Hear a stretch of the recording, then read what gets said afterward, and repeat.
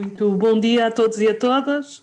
Vou-me inspirar pelo desafio da Aisha de falar em português. Não vou passar para inglês. I was only saying I was inspired, Aisha, by your decision to speak in French, so I was going to speak in Portuguese. So salam alaikum also, and thank you all for your very interesting talk in the beginning. Obrigada, António, pelo convite para estar aqui presente. It is with great pleasure. I think that anyone in my position would be would have, for one, a very easy task, because António Nóvoa has a worldwide reputation, so it's not a difficult thing to talk a little bit about him, but also a very difficult task to be able to just briefly mention some of his biggest achievements.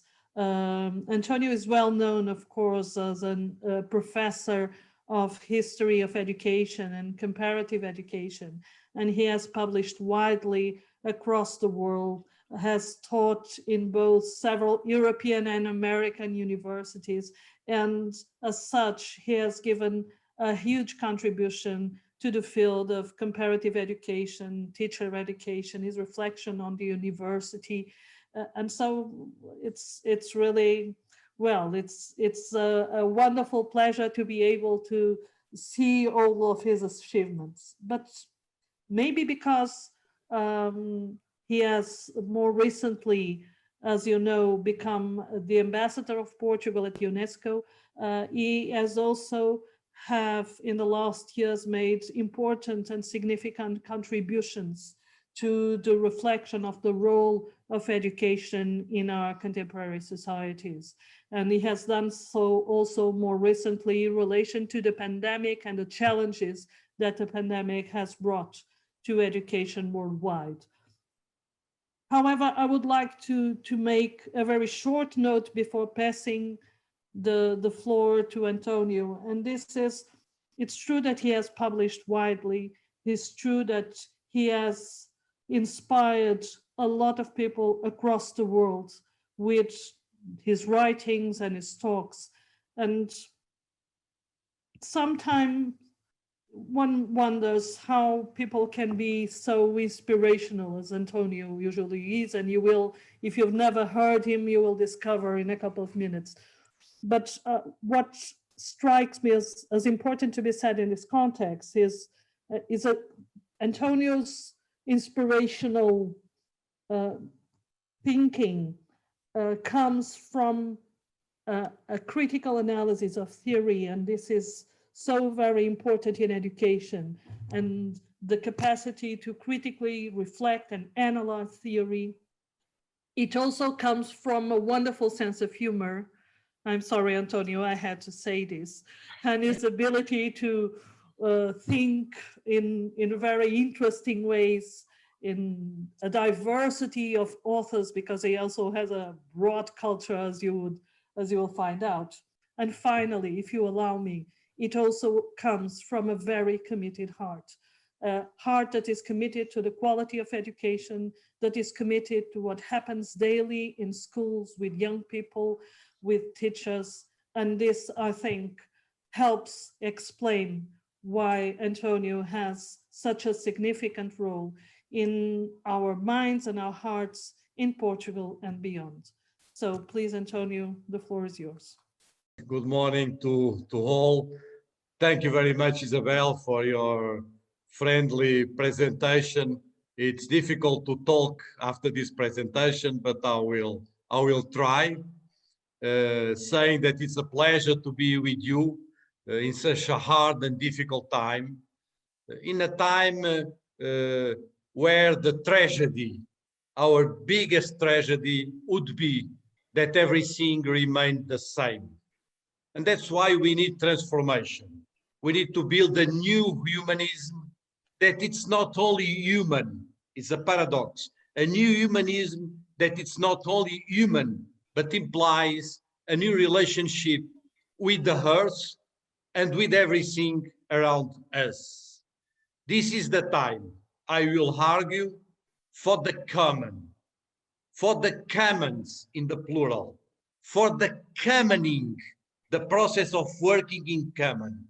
Here is, in my opinion, the greatest challenge for the future of education. I greet all colleagues that attend this symposium. I greet you all in solidarity, in the strong sense of these words. Great President Ndri Asiel Lumumba, thank you very much for your kind words and for your extraordinary work. I greet Professor António Teodoro and in them, all the colleagues who follow this symposium. Let me remind about UNESCO and the future of education what you already know. In 1972, UNESCO published a first report on the future of education coordinated by Edgar Faure with the title Learning to Be. Learning to Be. The strongest idea of this report was that of permanent education, later re-elaborated as lifelong learning. 24 years later, in 1996, a second report was produced, coordinated by Jacques Delors, with the title Learning the Treasure Within. In this case, in the case of this second report, the idea to retain is the importance of learning to live together, of learning to live with others, as a kind of a fourth pillar for education. Now, in 2020, 24 years later, we are working on a third report with the provisional title of Learning to Become. Futures of Education, in the plural, Learning to Become. This initiative, the initiative of this third report, was launched well before the pandemic, but it gained a new importance, a new equity due to the convulsion, to the upheaval that we are experiencing. Never, never in the history of education has there been a time of such a great disruption, of such a great experimentation, chaotic experimentation, of unpredictable consequences. That's why it is necessary to think about the future of education, the different futures of education, possible futures, probable, some desirable, many of others undesirable futures. If, dear colleagues, we are not able to think for ourselves, boldly, we'll be at the mercy of what others think and want for education. And this is very dangerous in this moment. So, to make my argument simpler, I hope not too simplistic, I will try to tell you a story around some dates, which are just a pretext, a way to compose my history of the past, present, and future schools. And the dates are 1870, 1920, 1970, 2020, and 2070, we don't know what it is. These are the dates that will organize my little story of the school. Let us take the first date, 1870, to illustrate a social contract on education that gains shape and strength at this time.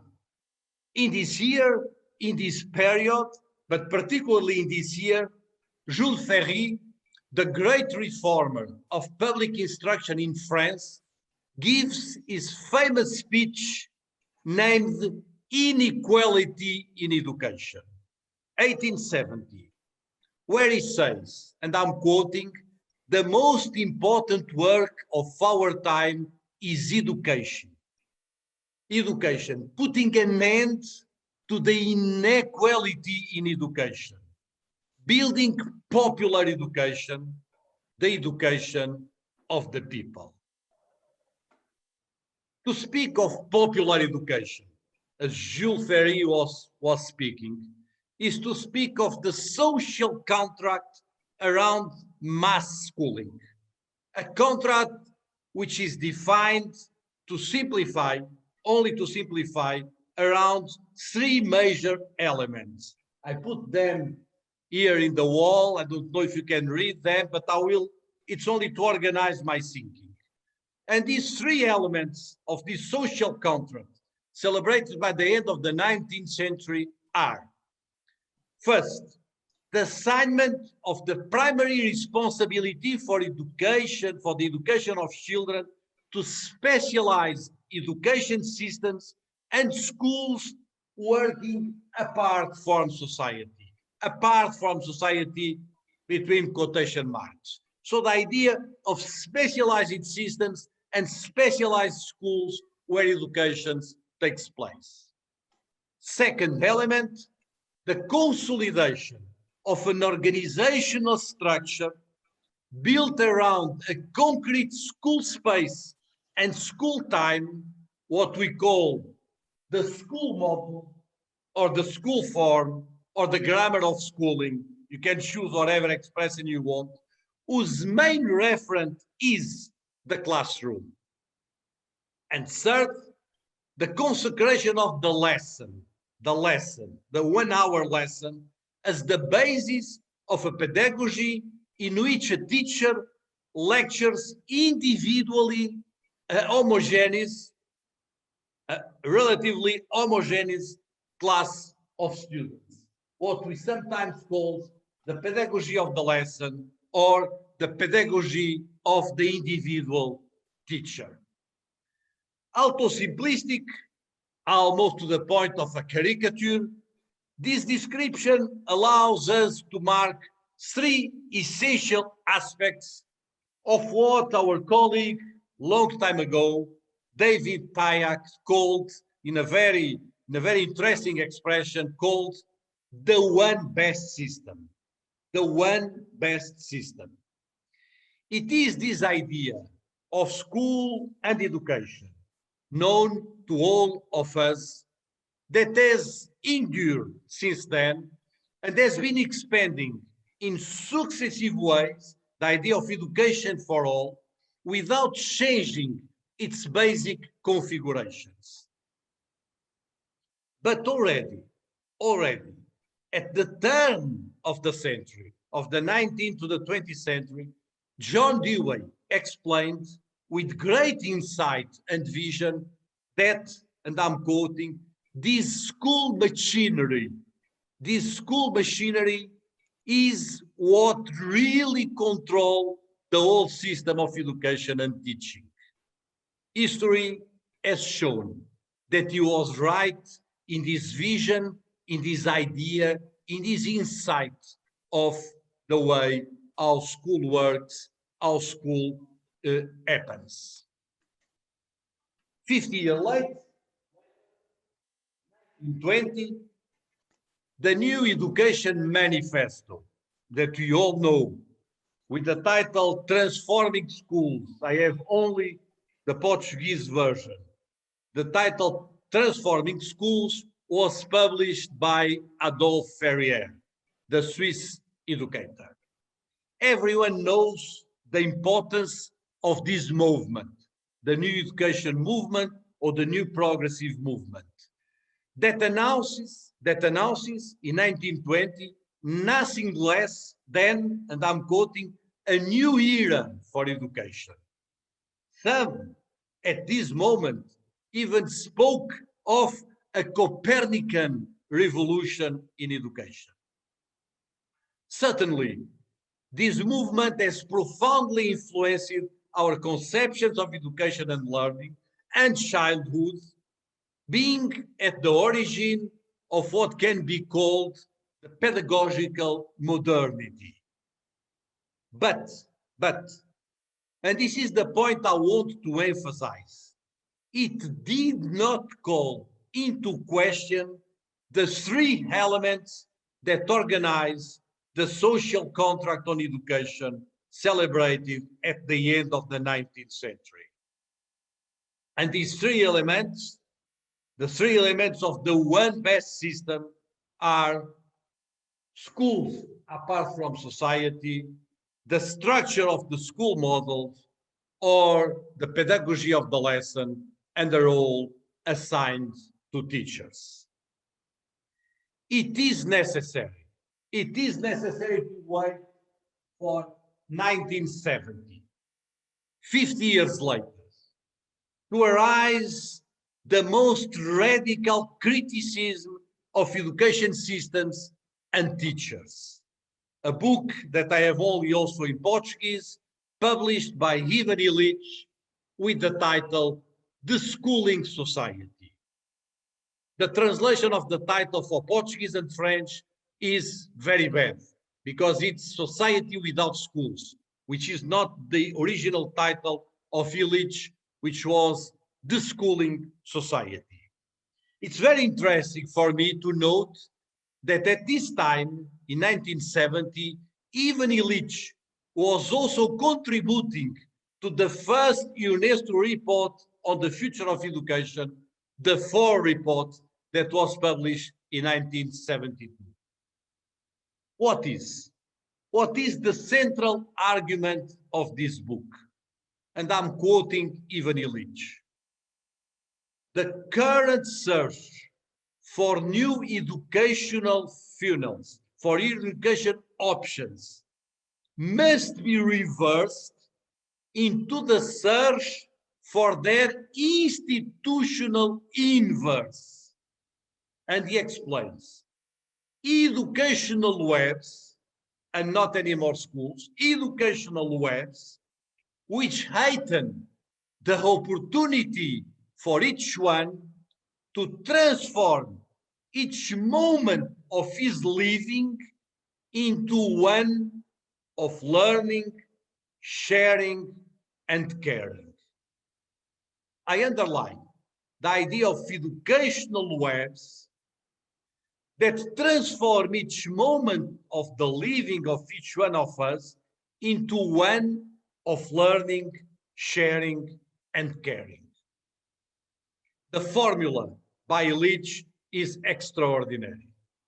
On the one hand, because he used the metaphor of the web, in 1970, that is 20 years before the famous WWW, World Wide Web. 20 years before, he used these metaphors of educational webs.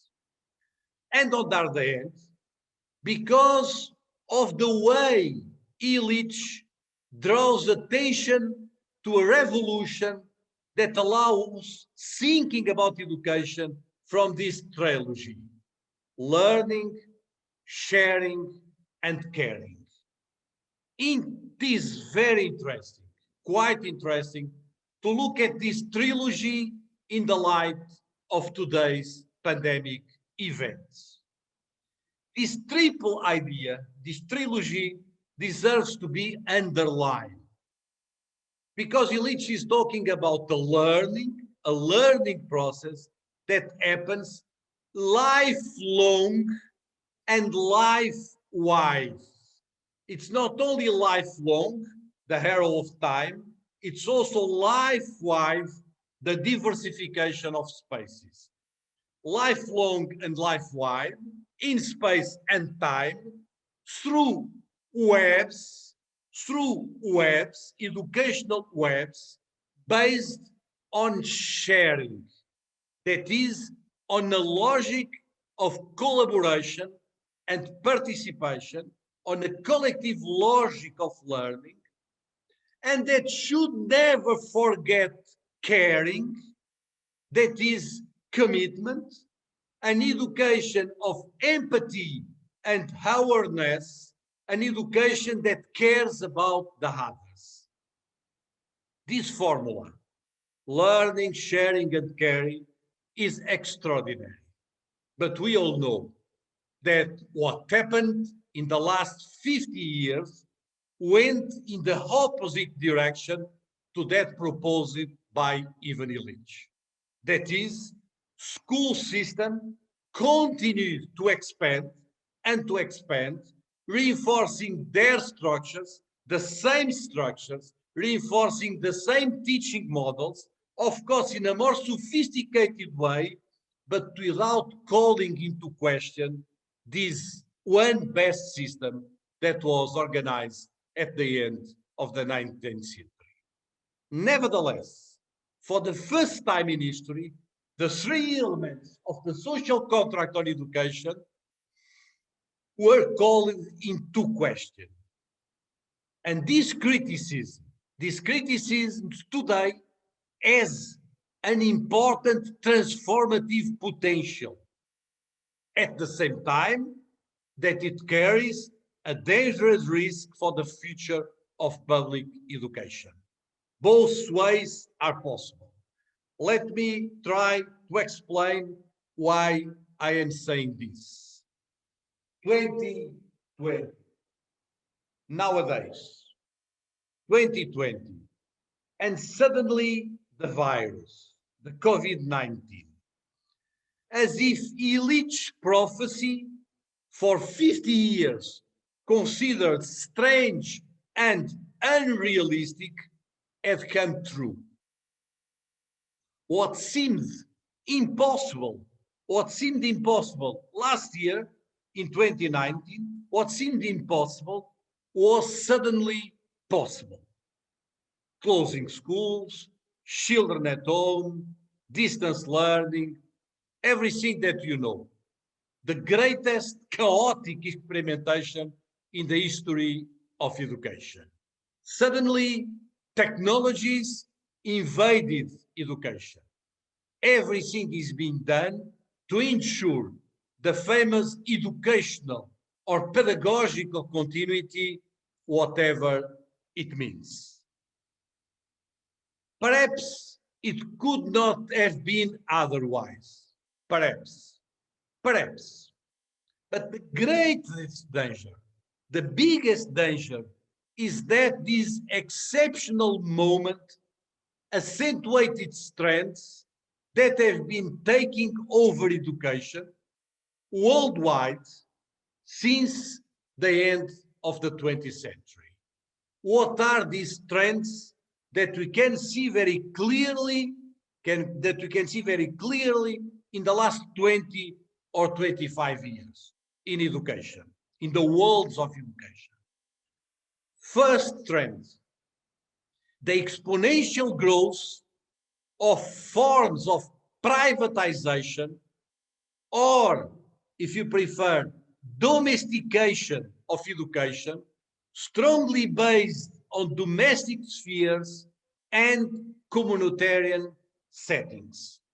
This is the first trend of the last 20 years, an idea of privatization of education. The second trend is the invasion of school spaces by digitalization, seeking to use technologies and artificial intelligence to radically change the educational field, building personalized solutions for each student, or, to quote a famous author on the biosciences, doping learning with artificial intelligence. That it means artificial intelligence will bring all the answers that we look for in the near future. And third trend, the redefinition of the work of teachers, from now on referred as tutors or facilitators or even teachers with quotation marks. It's very interesting to see in some of the futuristic reports the use of teachers between quotation marks, right? Contributing, in my opinion, to the delusion, to the dissolution of teaching professionality and identity. In these three trends, privatization, digitalization, and redefinition of the work of teachers, we see a combination of factors that have in common the fragmentation of schools, a focus more on learning than on education, as well as an individualized and consumerist approaches that are supported by an unprecedented growth of the global education industry.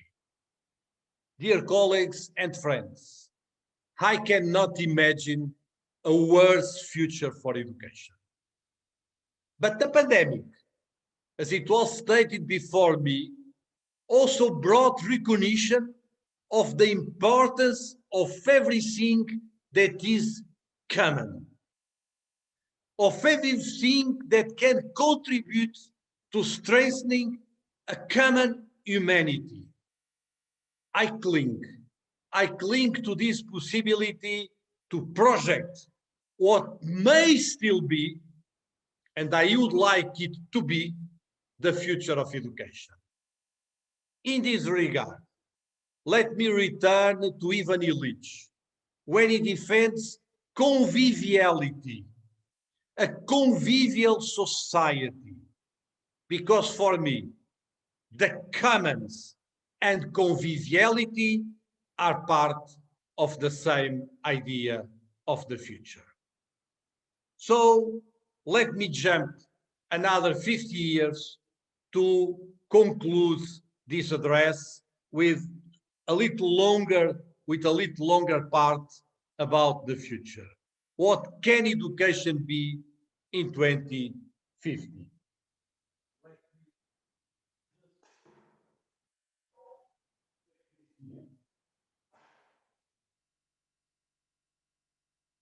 So let us talk then about a different future, a different vision of the future than the one that has been in the last 20 or 25 years.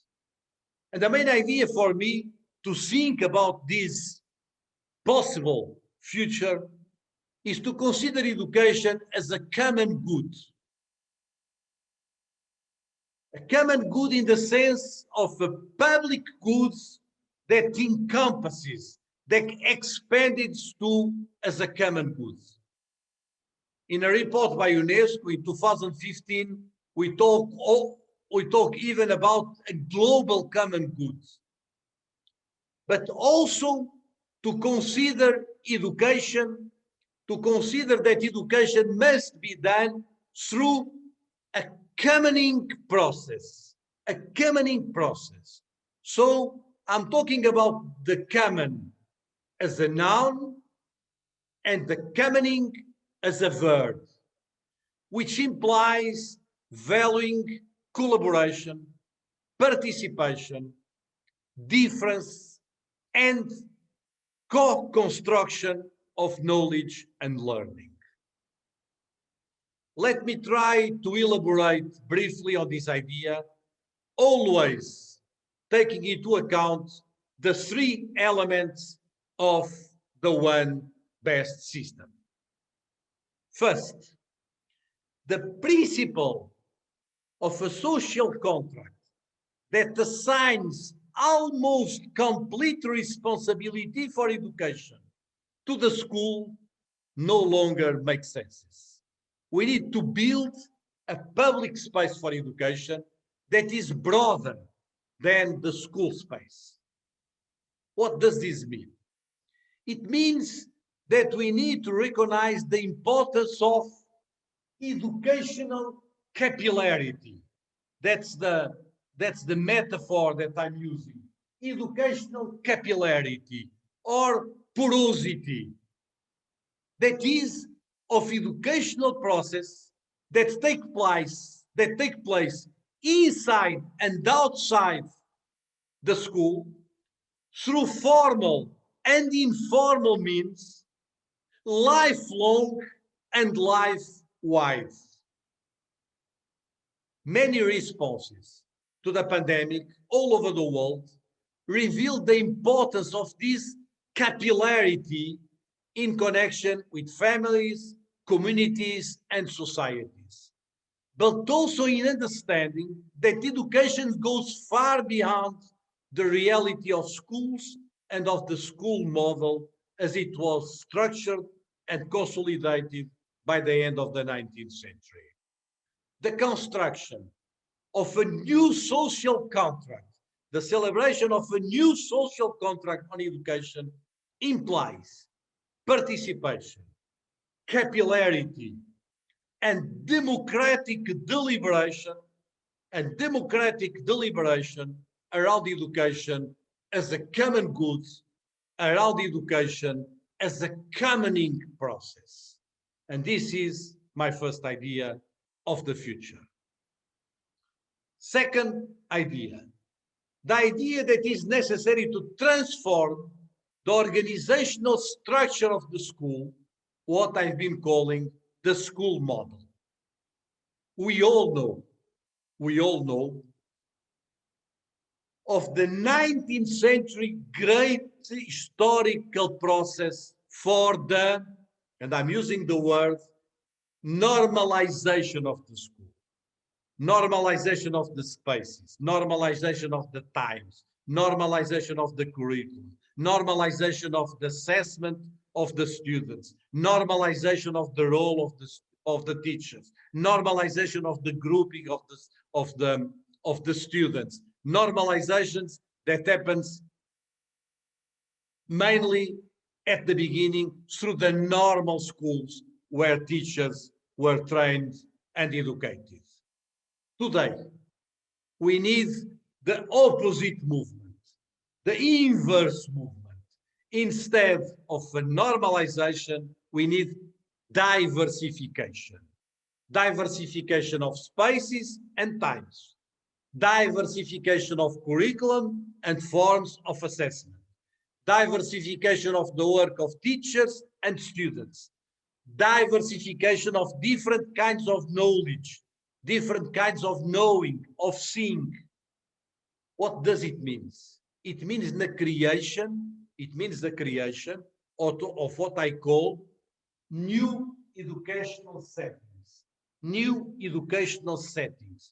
Of you, if you prefer another metaphor, new ecosystems of learning, quite different from the traditional classroom space, which allow new educational settings, allowing for individual study, for work group, for work, collective work of teachers, for research projects, for face-to-face, for digital work, mainly for the co-construction of knowledge and learning. And this is my second point.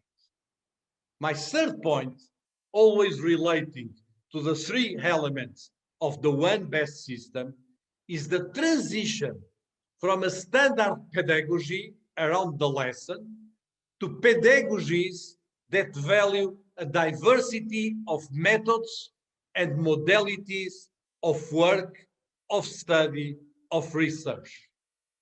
Pedagogy, in my opinion, cannot revolve around the lesson. Even if the lesson has its place, but cannot revolve around the lesson, but rather around study, work, and research. Collaborative work, collaborative research, individual and collective study. What does it mean? It means a profound change in the day-to-day school life of students and teachers. And as far as teachers are concerned, because it's the theme of your symposium, and as far as teachers are concerned, this means emphasizing their responsibility in relation to the overall educational work, reinforcing their collaborative or collective identity, and reinforcing also their autonomy in the production of pedagogical and curricular knowledge. I know many of you are thinking this. none of this is new. And it's true. What we really need is to be inspired by thousands of experiences that are taking place all over the world. South America and in Asia, in Africa and in Europe, all over the world, thousands of experiences are taking place, and we need to be inspired by what is being done all around the world. Well-prepared teachers with autonomy, working together inside and outside the school space, in connection with families and communities, are always the best guarantee of timely and appropriated solutions for education. That's why the reinforcement of teachers' professionality is crucial. But it is a different professionality than the one we have known for the last 150 years. The ability to act collectively is one of the central features of this new professionality. And caring too, sharing and caring. Sharing as an idea of the collective, of education as a collective process. Sharing as an idea of the collective.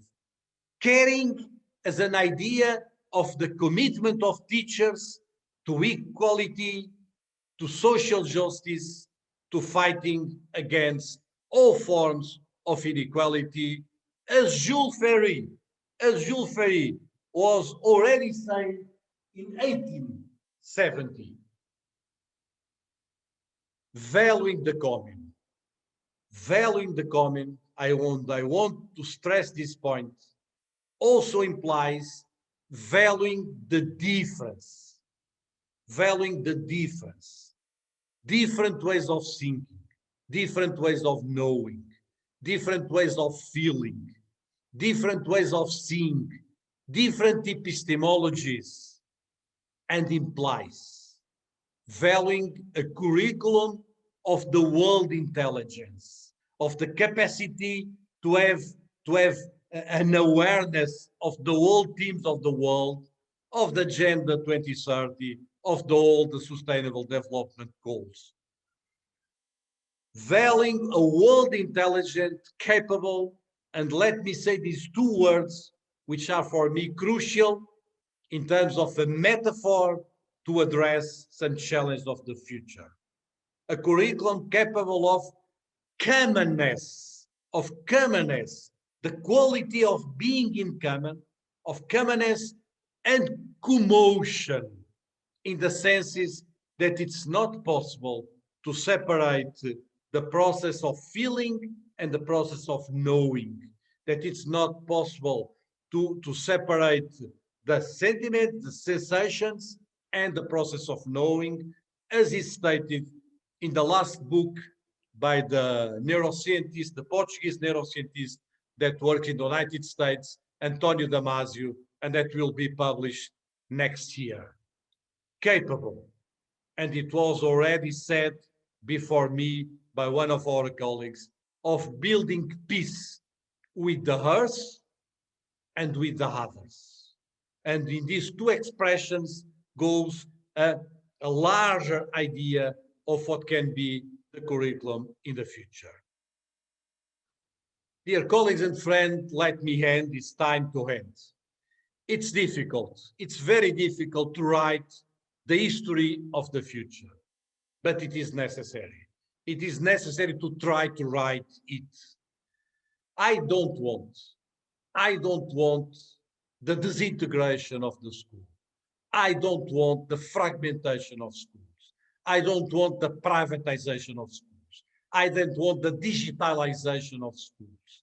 I want rather the profound transformation of schools in the context with new relations, a new contract with society and families, new relations with the knowledge and the learning process, new relations with a vision of teachers, the role of teachers, and a humanist vision of education. Because, let me quote again, an extraordinary philosopher of education, a woman that I've been quoting in the last years, but I keep quoting her, Maxine Green, that belonged to the first wave of feminists in the United States, but a woman that wrote wonderful pieces in education. And in one of his addresses to the American Educational Research Association, she said, and I'm quoting, "I cannot imagine a coherent sense of purpose in education, a coherent sense of purpose in education if something common does not arise in a public space."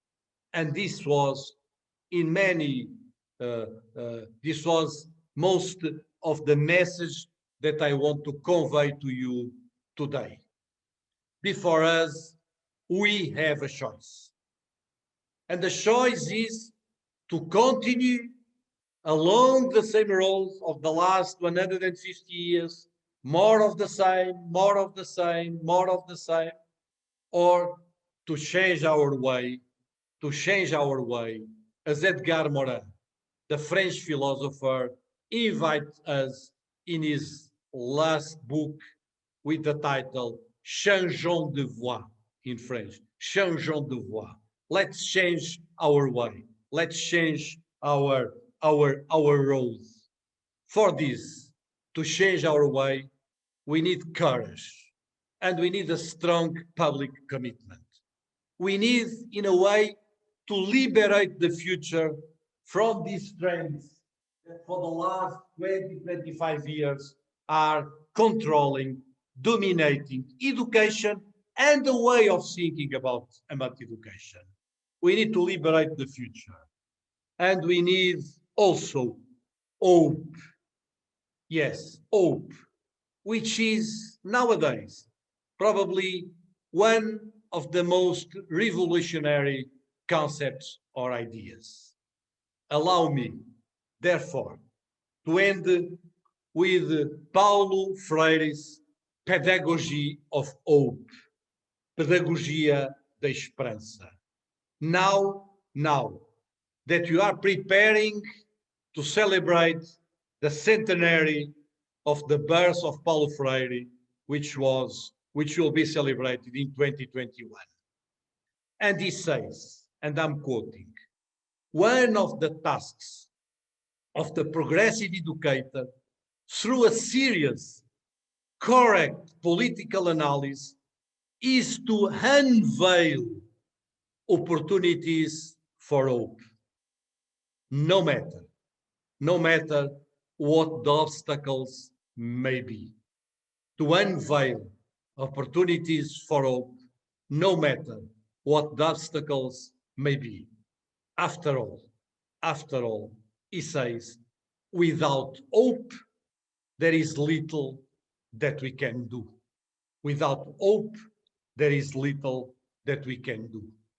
It is obvious that there is no future without acting in the present. But it's not worth living in the present without hope for the future. Let's hope, dear colleagues and friends. Thank you for your attention.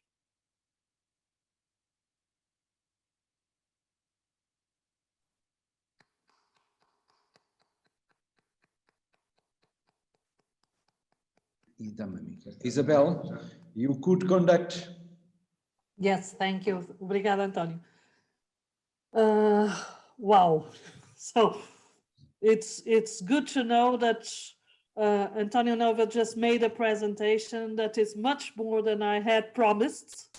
So you can hope that he delivers much better than I anticipated. So thank you so much, António, for such a hopeful talk that really help us also imagine otherwise, as we tend to say, the futures of education. Thank you so much. I think we still have time for a discussion, so I will open the ground. I will ask colleagues to make the comments and they intend, but maybe to be brief, to give António the opportunity also to further help us to think this over openly. So it's good to know that some music.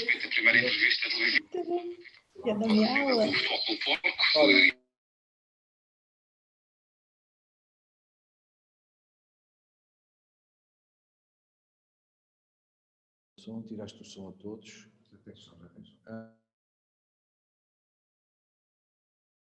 Tenho que ativar. E a Isabel tem som? Tá, Isabel.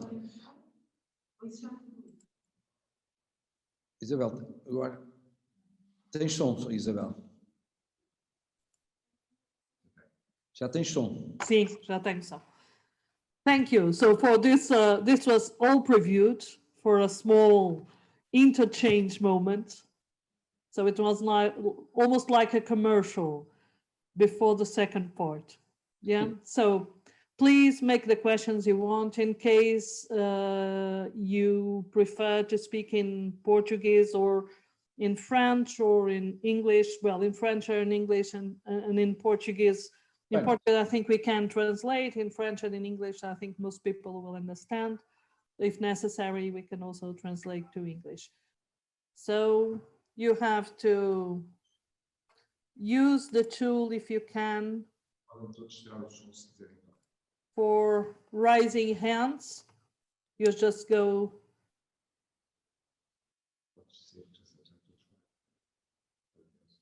And we have one comment already. Maybe somebody else wants to join. Ana Carita, thank you. I'm not seeing everyone. Okay. Professor Shorter, I've seen it already. Okay, so I think we have for now 3 comments. So I will ask, Dri, you don't mind asking, making a question, then Ana? Muito bom dia a todos e a todas. Muito obrigada, professor António Nóvoa. Sempre um encanto ouvi-lo e um estímulo para o pensamento. Muito obrigada. Não vou fazer nenhum comentário à questão que colocou, apenas pedir-lhe que nos contasse um bocadinho também como pensa algumas questões que nos preocupam, se calhar sobretudo a nós os mais velhos, porque muitas das questões que coloca são questões que nos vêm sendo caras há muitos anos, não é? Eventualmente, naturalmente, não assim estruturadas, mas muitas delas são tendências que muitos de nós trazemos há muitos anos. Por exemplo, um modo de pensar a escola de outra maneira, um modo de olhar para a escola sem ser apenas na base da lição, enfim, tudo isso são tendências que nós trazemos, que a escola nova trouxe, etc. A questão que se coloca é, para além do programa, para além da definição de objetivos, que ao fim e ao cabo todos nós subscrevemos, que resistências são aquelas que temos encontrado mais fortes ao longo, enfim, da nossa permanência aqui na Terra, que já vem sendo longa. Como é que nós podemos pensar sobre as resistências que estas ideias têm encontrado? São ideias que nos parecem luminosas, justas, que se confrontam com o modelo de escola que já deu o que tinha a dar, que não dá, não é? E, contudo, essas resistências existem e tornam muito difícil implementar este programa e definir estratégias com vista à sua execução, quer estratégias a nível local, a nível dos Estados, a nível global, não é? E eu tenho a ideia que, para definirmos estas estratégias, temos que pensar e identificar com clareza que tipo de resistências encontramos a estas ideias ao longo do tempo em que elas vêm fazendo o seu caminho. E, portanto, era um bocadinho isto que eu lhe pedia, Professor António Nóvoa, alguma reflexão em torno das resistências que estes projetos têm. Muito obrigada. Eu vou só fazer uma breve tradução e depois vou passar às outras 2 colegas que estão inscritas para o António depois fazer um comentário geral. the issue raised by Professor Ana Carita has to do with resistance to change and how we are witnessing also a series of difficulty in dealing with resistance to some of the changes that were proposed here. She thinks that an analysis of this resistance is important if we want to move forward. I'm sorry for making it short, and then I will ask Professor Asi Lumumba to please make her comment. Thank you.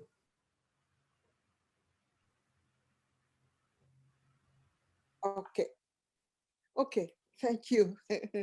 Yes, well, this is so much to think. I thank you so much, Honorable Nóvoa. I would like to ask my question by referring to this African philosophy of Sankofa.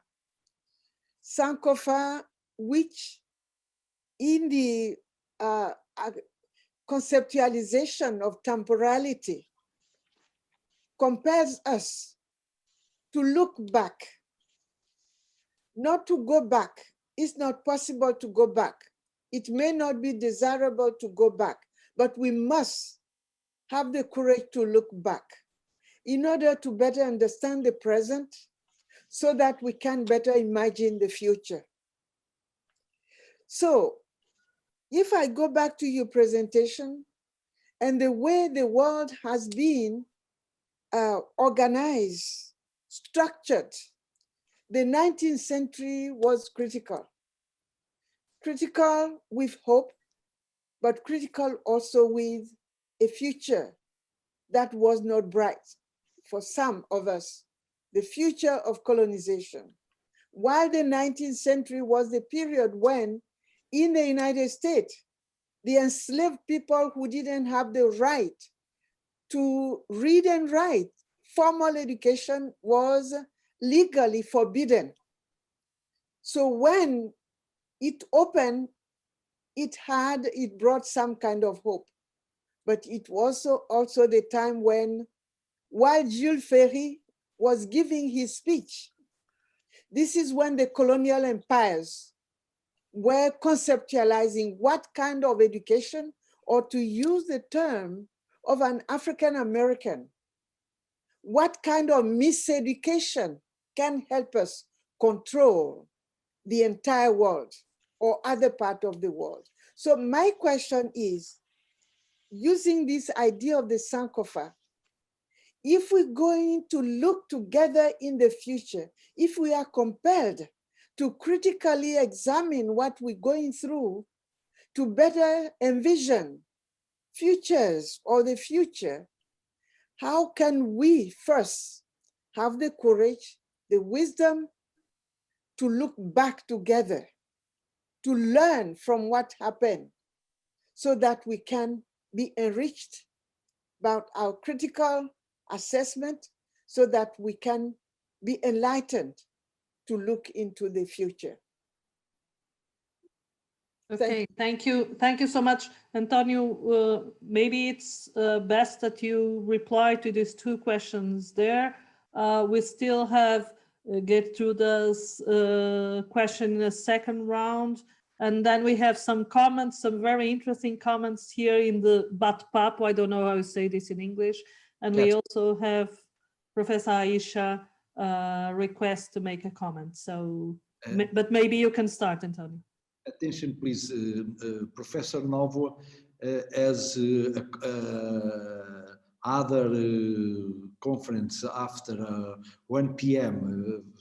Nóvoa, please, attention. Thank you, António Teodoro. Yes, in fact, I have another lecture at 1 p.m. and so I need to stop like 10 minutes before to prepare myself for the next one, which is in a very different theme related with UNESCO. In fact, it's about open science, which is about a different theme, but still some of these considerations could fit on the same discussion. Very briefly, thank you very much for both comments. I think in relation to the first comment by Ana Carita, the point for me is the point that was raised by John Dewey in the in the turning of the 19th to 20th century. It is the question of the school machinery. What I want to say with this is that our ideals, pedagogical movements, pedagogical things, didn't touch the structure, the conditions of the school environments, of the school settings, where the spaces, the times were always in a rigid form. And of course that, as you can understand metaphorically, if you put someone in the water, he cannot run in the water. He needs to survive. He cannot run. He cannot walk. He needs to swim. And so if you try to put some ideas, like the very generous ideas throughout the 20th century, in settings, in contexts that don't allow for it, that don't allow for collaboration, that don't allow for communication, that don't allow for research by each one of the students, it's very difficult. And so the resistance are there. Or what is interesting in the pandemic is that this kind of disruption showed that many things that we were saying, like we need different times. What do you mean by different times? The time is the school calendar. No, it's not anymore. We need different spaces. What do you mean by different spaces? The space is the classroom. No, it's not anymore. And so this disruption showed that it's possible to have a different perception of these configurations. And we can go with that in the worst sense of the term, and so fragmenting and dismantling schools and public education, or we can go in the other sense of the term, what Edgar Morin calls the metamorphosis of the schools and of the school settings and the ecosystems of learning. Madam President, you are absolutely right. There are two aspects of the work of the International Commission that I did not mention, but they are very important for us. One is to try to integrate in our report all different ways of knowing, of feeling, of understanding the world. We are trying to integrate different approaches from Africa, from Asia, from South America, connecting with indigenous people, different ways of different epistemologies. And that's very important for us if we want to think in a different way about education and the future of education. And so we need to integrate these voices in a sense. We need to integrate these different ways of thinking. We are trying to do it, and we'll be very much willing to have also your participation because many people from, for instance, from India are collaborating in this process. Many people from South America, namely one of our colleagues, Tarsila Rivera from Peru, that comes from an indigenous community, is collaborating a lot, and that's very important for us. Because most of this process that I've been describing, it's a process that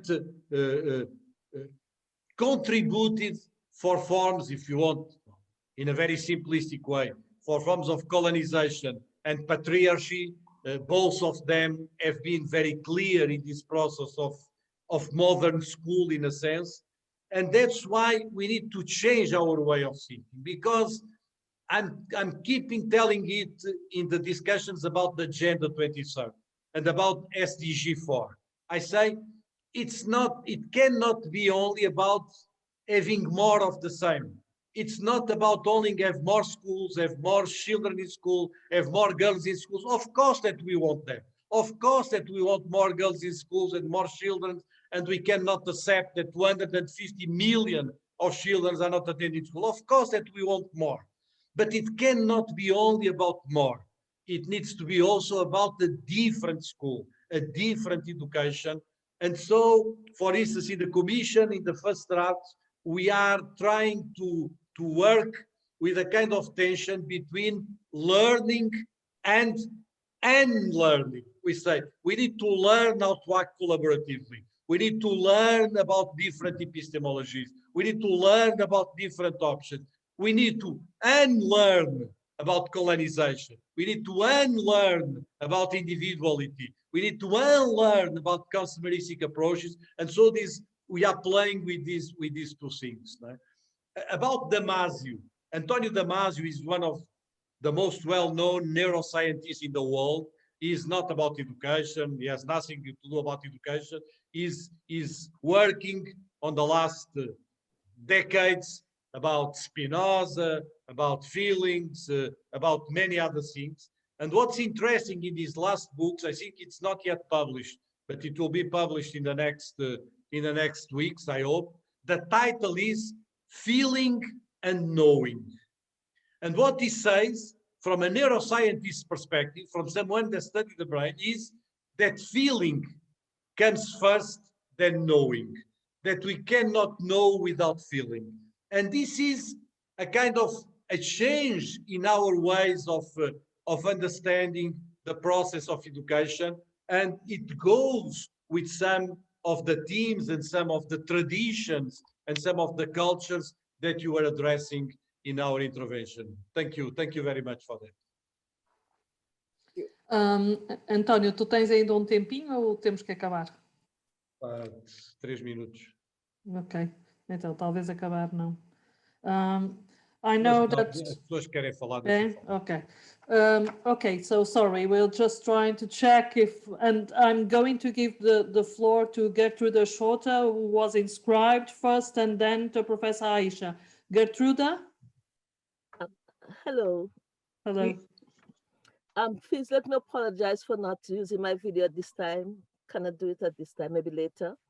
But I just want to say thanks for a very, very, very soul-searching presentation. And I'm wondering about us as teachers. Who are we? The presentation asks that we have to question ourselves. Over the years, there have been teachers and teachers.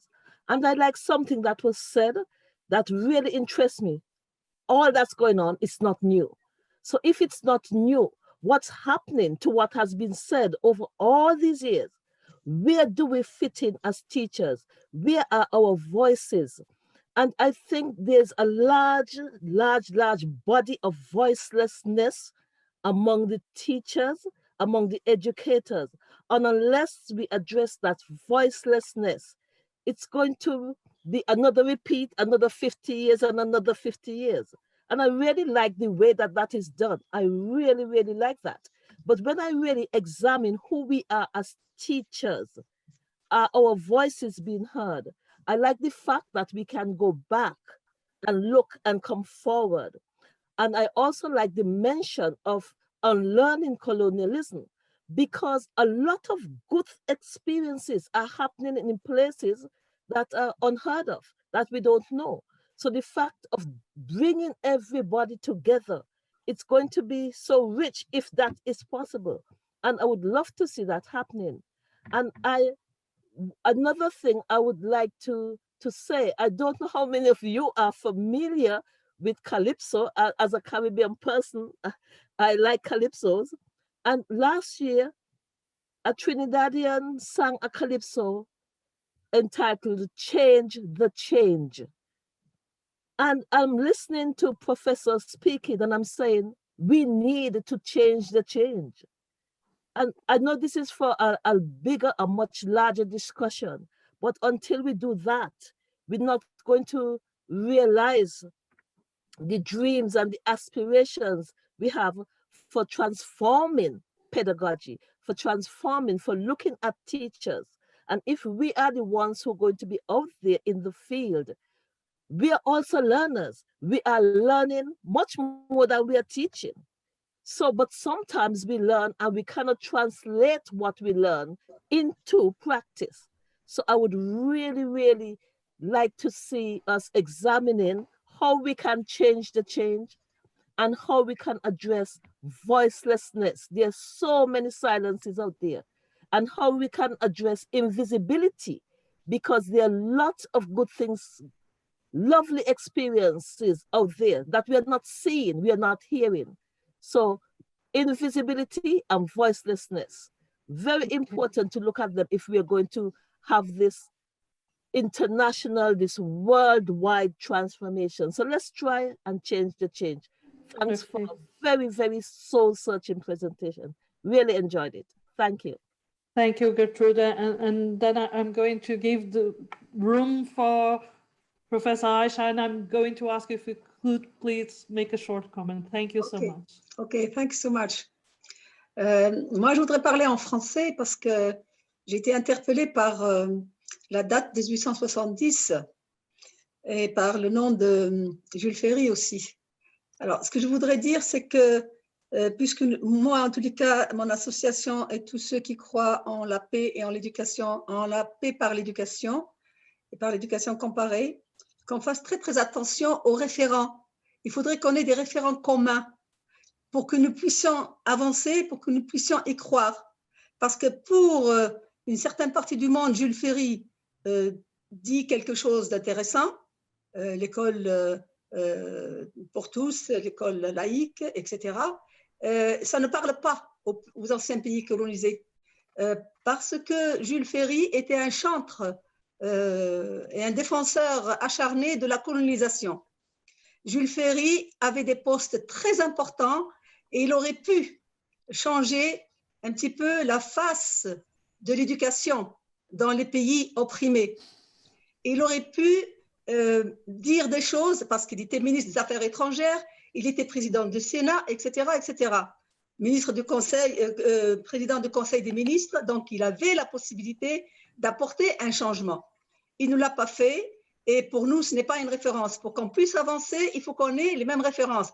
1870, malheureusement, pour beaucoup, ne dit pas grand-chose sur le plan de la liberté que nous cherchons à enseigner, de la liberté d'être enseigné et de la liberté des enseignants à enseigner. Ça a été au contraire, quand on voit par exemple un pays qui a été un endroit de l'expérimentation pour toutes les autres colonisations, c'est l'Algérie. L'Algérie, 1870, était en pleine insurrection contre le fait justement qu'on lui a supprimé l'éducation, l'enseignement, la langue, et qu'on a voulu complètement l'annuler. Donc moi, je voudrais qu'on ait les mêmes référents des valeurs universelles, des valeurs partagées par tous. Et à ce moment-là, nous pouvons avancer. Parce que si on n'a pas les mêmes référents, on ne peut pas avancer ensemble. Donc moi, je voudrais, voilà, moi, je voudrais qu'on ait ces mêmes référents. Et 1870, croyez-moi, personnellement, elle me parle tristement. Tristement. J'ai des raisons que je pourrais vous expliquer par ailleurs, mais pour l'instant, je ne veux pas, comme vous me l'avez demandé, garder la parole pour moi. Mais attention à ce que nous voulons dire et à ce que nous voulons prendre comme exemple pour les générations futures. Parce que je vais vous dire une chose, nous, moi personnellement, ma carrière est derrière moi, et ce que nous plantons aujourd'hui, on ne le verra pas peut-être, mais j'espère qu'il donnera des fruits, mais des fruits pour tout le monde, des fruits pour tous les enfants, et des fruits qui sont bénéfiques et qui donnent la paix. Je vous remercie et pardonnez-moi pour ce coup de gueule, excusez-moi. It's the Mediterranean way. The Mediterranean way is always, we use emotions as a way of knowing. That's good. That's good. António. Thank you so much. Okay, thank you. Non, merci beaucoup de votre commentaire. Votre commentaire est très utile. En effet, le risque de faire ce genre de présentation en prenant des dates symboliques comme métaphore, je les prends comme métaphore, sans entrer dans la discussion des dates et sans entrer dans la discussion des apports, c'est évidemment le risque que vous mentionnez.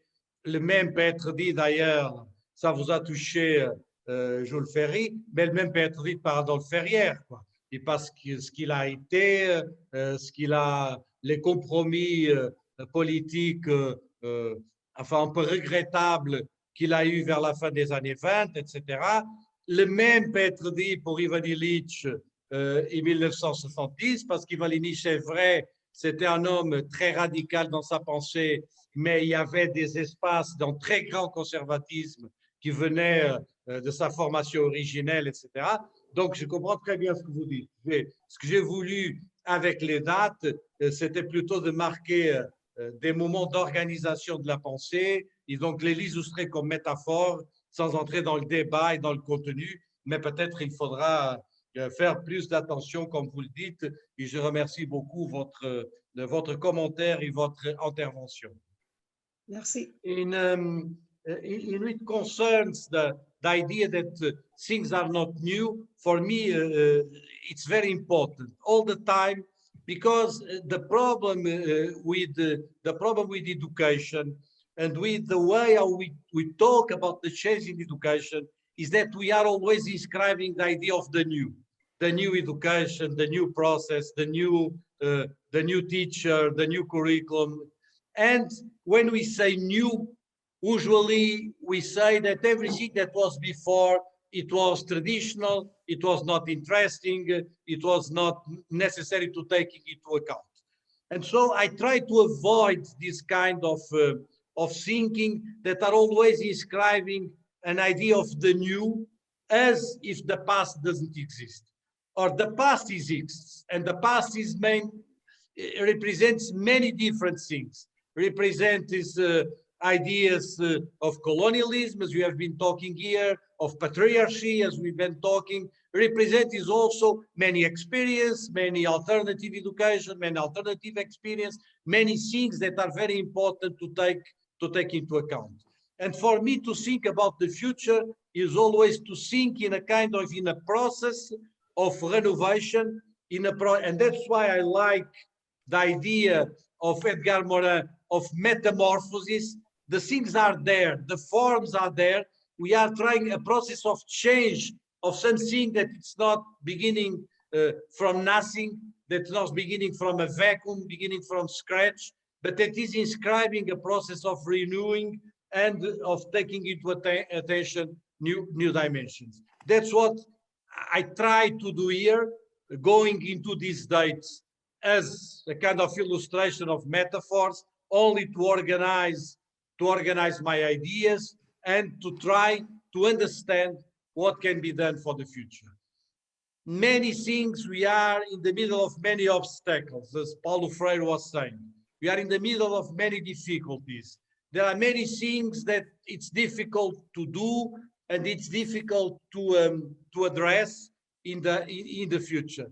But that's something that we can always do, and that no one can take it from us.